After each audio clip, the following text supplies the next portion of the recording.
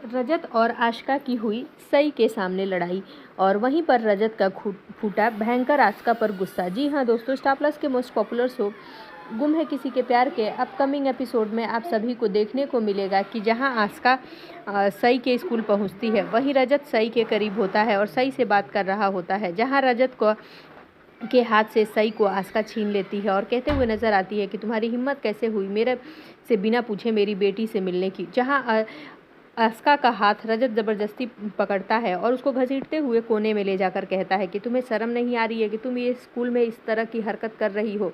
सई मेरी भी बेटी है, अब तक तुम कहाँ थी और तुम्हारे चंगुल से मैं अपनी बेटी को आज़ाद करा कर ही रहूँगा। वहीं दूसरी तरफ डरी सहमी सई होती है और वहीं रजत वहाँ से चला जाता है सई को बाय बेटा कहकर और कहता है कि पापा जल्दी ही आपको लेने आएंगे और वही सब बातें सोच रहा होता है। इधर घर आता है तो परिवार वाले बीच रस्म के बीच रजत वहाँ पहुँचा होता है, इसलिए सभी उसका गेट के बाहर वेट कर रही होती है। जहाँ सभी बिना पूछे ही रजत को खरी खोटी सुनाने लगती है, जिस पे रजत उसकी सवालों का जवाब दिए बगैर जाता है। वहीं सभी उसका हाथ पकड़ती है। हाथ पकड़ते ही रजत पलट के देखता है और मुड़कर जवाब देता है और वहाँ से चला जाता है।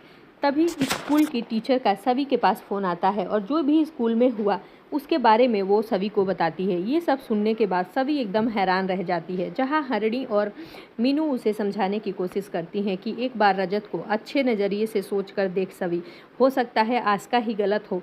अगर रजत सही से मिलने चला गया तो इसमें इतना बड़ा इशू बनाने की क्या ज़रूरत थी। तो इस वजह से फिर सभी रजत को कॉल करके कहती है कि मुझे आपसे बात करनी है और अभी। जहाँ रजत आना तो नहीं चाहता लेकिन सभी की रिक्वेस्ट पर फिर रजत बाहर आता है। जहाँ सभी रजत को सॉरी बोलती है और कहते हुए नज़र आती है कि मुझे अभी पता चला है जो कुछ भी आशिका ने स्कूल में किया है, क्योंकि स्कूल से मेरे पास मैम की कॉल आई थी। जी हाँ दोस्तों, वहीं रजत से सारी बातें सभी पूछने की कोशिश करती है कि मिस्टर रजत ठक्कर, आपके और आस्का मैम के बीच में क्या हुआ था, मैं ये जानना चाहती हूँ। जिससे रजत तो पहले तो बताने से इग्नोर करता है, लेकिन सभी इस कदर जिद कर लेती है। वो कहती है कि मैं अब आपकी ऑफिशियली पत्नी बनने वाली हूँ, हम दोनों के बीच कोई रिश्ता नहीं होगा, लेकिन सही के खातिर हम दोनों के बीच वो हर चीज़ हो रही है जो हम नहीं चाहते और एक दूसरे को देखना भी हम नहीं पसंद करते, लेकिन सही के खातिर हम एडजस्ट कर रहे हैं। तो इसलिए मेरा पूरा जानने का हक है